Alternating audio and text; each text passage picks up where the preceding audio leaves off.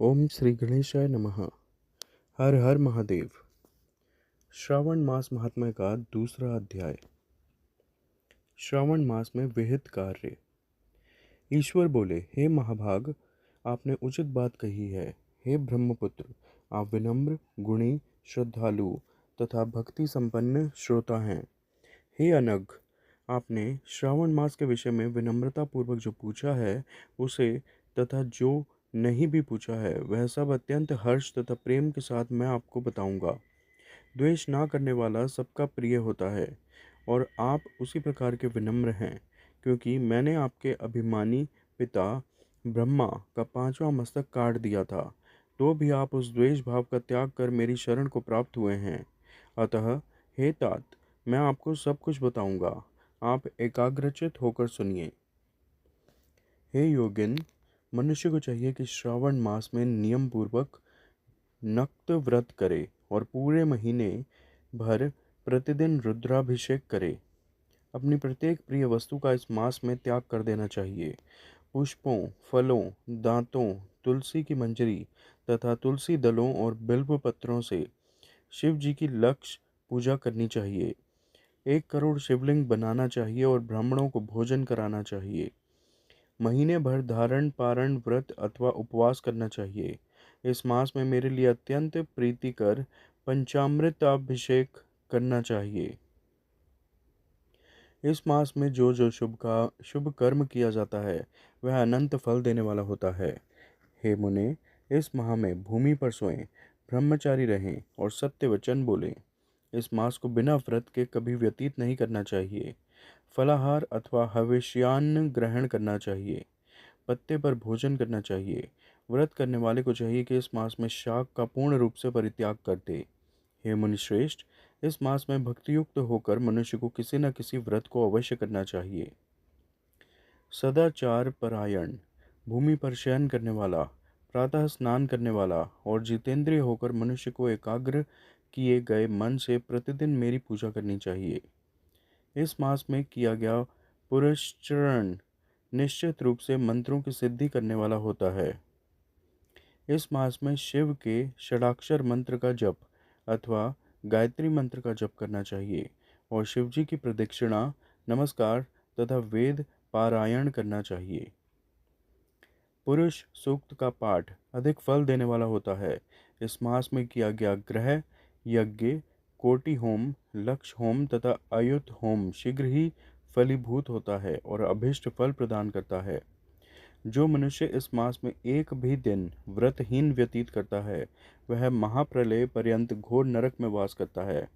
यह मास मुझे जितना प्रिय है उतना कोई अन्य मास प्रिय नहीं है।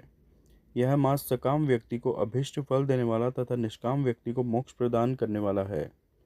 हे सत्तम, इस मास के जो व्रत तथा धर्म हैं उन्हें मुझसे सुनिए। रविवार को सूर्य व्रत तथा सोमवार को मेरी पूजा व नक्त भोजन करना चाहिए।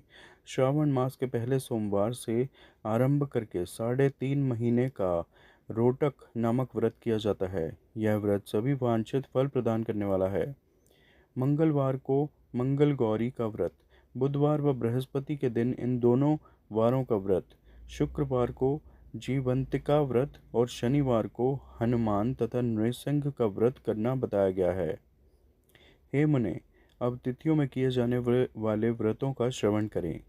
श्रावण के शुक्ल पक्ष की द्वितीया तिथि को औदुंबर नामक व्रत होता है।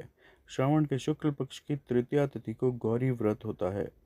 इसी प्रकार शुक्ल की चतुर्थी तिथि को दूर्वा गणपति नामक व्रत किया जाता है। हे मुने, उसी चतुर्थी का दूसरा नाम विनायकी चतुर्थी भी है। शुक्ल पक्ष में पंचमी तिथि नागों के पूजन के लिए प्रशस्त होती है। हे मुनिश्रेष्ठ, इस पंचमी को रौरव कल्पादि नाम से जानिए। षष्ठी तिथि को सुपौदन व्रत और सप्तमी तिथि को शीतला व्रत होता है। अष्टमी अथवा चतुर्दशी तिथि को देवी का पवित्रारोपण व्रत होता है। इस माह के शुक्ल तथा कृष्ण पक्ष की दोनों नवमी तिथियों को नक्त व्रत करना बताया गया है। शुक्ल पक्ष की दशमी तिथि को आशा नामक व्रत होता है। इस मास में दोनों पक्षों में दोनों एकादशी तिथियों को इस व्रत की कुछ और विशेषता मानी गई है। श्रावण मास के शुक्ल पक्ष की द्वादशी तिथि को श्री विष्णु का पवित्रारोपण व्रत बताया गया है। इस द्वादशी तिथि में भगवान श्रीधर की पूजा करके मनुष्य परम गति को प्राप्त करता है। उत्सर्जन, उपाकर्म, सभादीप, सभा में उपाकर्म, इसके बाद रक्षाबंधन, पुनः श्रवणाकर्म, सर्पबलि और हयग्रीव का अवतार, ये 7 कर्म पूर्णमासी तिथि को करने हेतु बताए गए हैं। श्रावण मास के कृष्ण पक्ष में चतुर्थी तिथि को संकष्टी चतुर्थी व्रत कहा गया है और श्रावण मास के कृष्ण पक्ष की पंचमी तिथि के दिन मानव कल्पादि नामक व्रत को जानना चाहिए। हे द्विजोत्तम, कृष्ण पक्ष की अष्टमी तिथि को श्री कृष्ण का पूर्णावतार हुआ।